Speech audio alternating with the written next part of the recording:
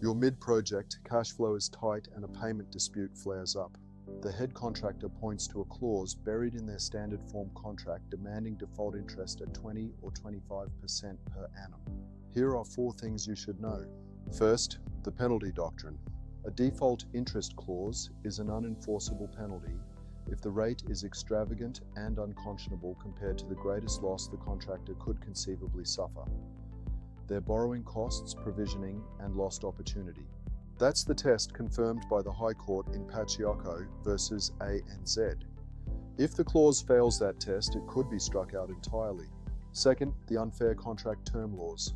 Since 9th November 2023, it's unlawful for a business to propose, use, or rely on an unfair term in a standard form contract. For corporations, maximum penalties can be the greater of $50 million, 3 times the benefit obtained, or 30% of adjusted turnover. A contractor doesn't just risk having the clause voided, they risk serious regulatory consequences. That's significant leverage in any negotiation. Third, evidence is everything.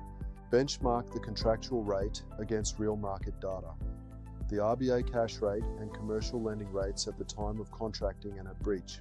Formally request the contractor justify their calculation. A clause used as commercial leverage rather than genuine compensation is the hallmark of a penalty. Fourth, courts can intervene.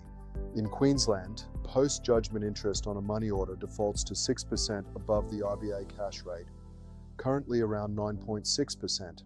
On a $500,000 dispute, that's roughly $48,000 in statutory interest against $125,000 under a 25% clause. Challenging a punitive default interest clause can be a sound commercial decision, not just a legal one. This is general information only, not legal advice. If you're facing this situation, get tailored advice from a qualified solicitor.